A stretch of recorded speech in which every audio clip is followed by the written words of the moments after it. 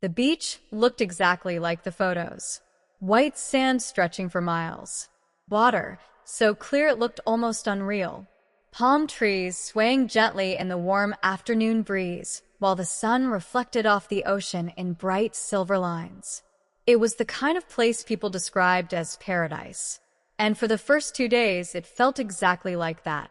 Daniel had planned the trip 3 months earlier. Just the two of us, he said while showing me the booking confirmation on his phone.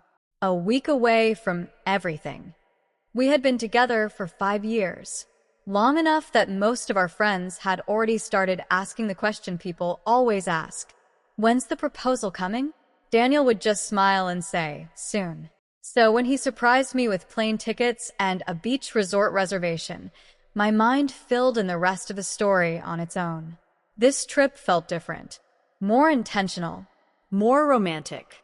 And deep down, I was almost certain something important was about to happen. The resort itself looked like something from a travel magazine.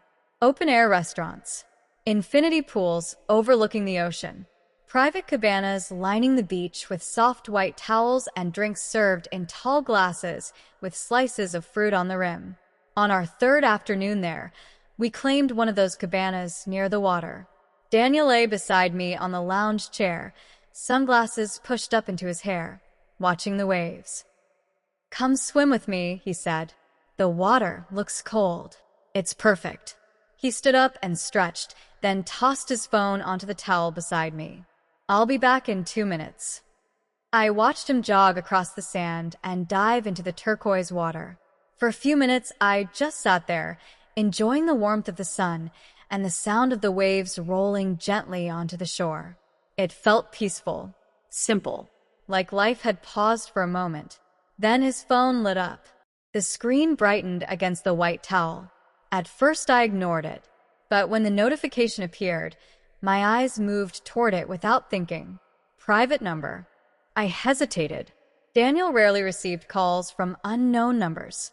Curiosity pulled my attention closer. Then the message preview appeared on the screen. Just one sentence. Did you tell her yet? My chest tightened. Tell me what? For a moment, I told myself it had to be something innocent. Work. A surprise. Maybe even the proposal I had been expecting. But something about the words felt wrong. The phone buzzed again. Another message. You promised you would do it on this trip. My heart began beating faster. The ocean waves sounded louder suddenly. I looked toward the water. Daniel was still swimming several yards away, completely unaware that his phone had just revealed something. My hand hovered over the screen. I knew that if I opened the messages, I might see something I couldn't forget. But I also knew something else. If I ignored it, I would spend the rest of the trip wondering. Slowly, I picked up the phone. The screen unlocked instantly. Daniel had never bothered with a passcode.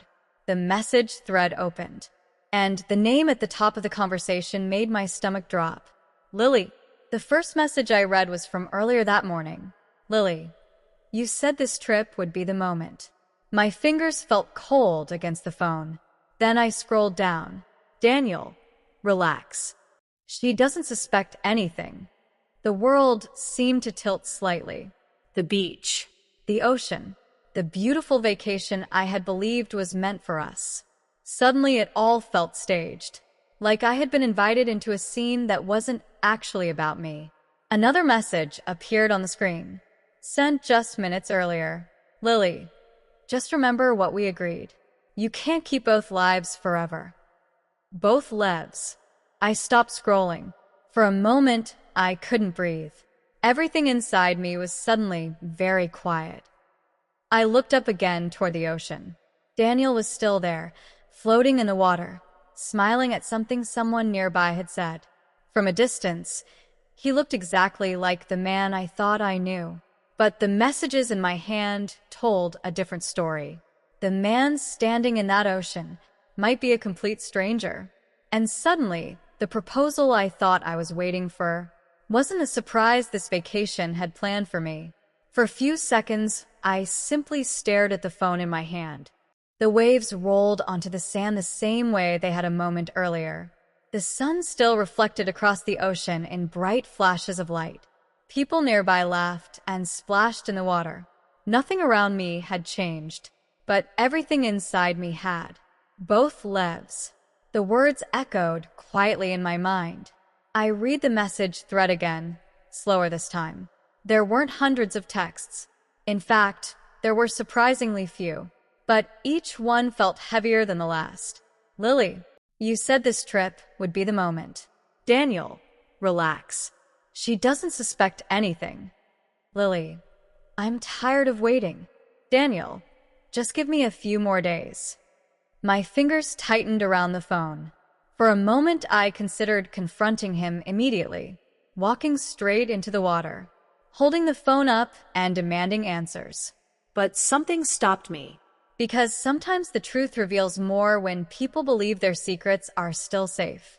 So instead, I locked the phone and placed it back on the towel exactly where it had been. Then I leaned back in the chair and waited. A few minutes later, Daniel jogged back toward the cabana, shaking water from his hair. See, he said, smiling. Perfect temperature. He grabbed the towel and dried his face before picking up his phone. For a split second, I watched his eyes carefully, looking for any sign that he realized I had seen the messages. But his expression remained relaxed. Completely normal. That told me everything I needed to know. He had no idea. How about dinner night, he said. The restaurant near the cliff. The one with the sunset view. That sounds nice, I replied. And for the rest of the afternoon, I played my part perfectly. We walked along the beach. We swam again. We drank cold lemonade under the shade of palm trees. From the outside, we looked like a couple enjoying the perfect vacation. But inside my mind, the questions kept repeating. Who was Lily? What exactly had Daniel promised her? And what did he plan to do on this trip? That evening, the restaurant overlooked the ocean from the top of a small cliff. The sky turned shades of orange and pink as the sun slowly disappeared behind the water. It should have been romantic, but the entire time Daniel kept checking his phone. Just small glances, quick enough that most people wouldn't notice. But once you know someone is hiding something, those small details become impossible to ignore. Finally, I asked the question, who's Lily? The fork in his hand froze. For a second, his entire body went still. Then he slowly set the fork down. What do you mean? I mean the messages on your phone. Silence filled the table. The ocean waves crashed against the rocks below the cliff. Daniel looked at me like someone trying to calculate how much damage had already been done. You read them, he said quietly. Yes. He leaned back in the chair. For a moment, I thought he might deny everything, or try to invent some complicated explanation. But instead, he sighed. She's someone I met last year. At work. He nodded. And it started as a friendship. Those always do. He didn't argue. But things got complicated, he continued. She wanted more than I could give. I stared at him. You told her you would end things with me. He looked down at the table. I didn't know how to fix the situation.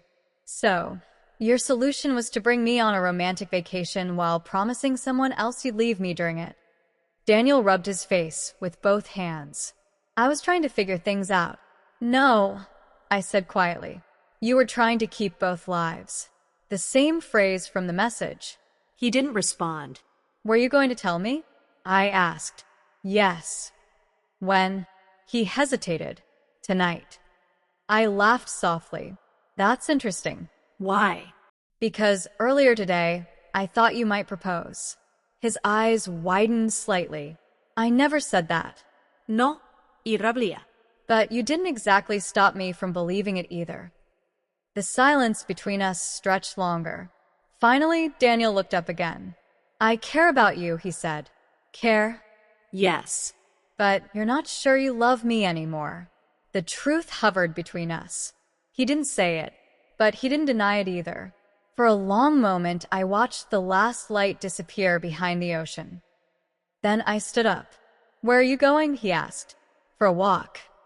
The beach was nearly empty by the time I reached it. The The sky had turned dark blue, and the waves reflected the moonlight as they rolled slowly toward the shore.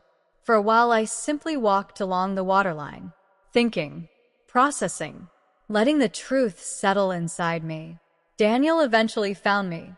He stood a few feet away in the sand. "I'm sorry," he said quietly. "Are you?" "Yes." "For lying?" "For hurting you." I studied his face. He looked tired, confused, like someone realizing the situation had become far more complicated than expected.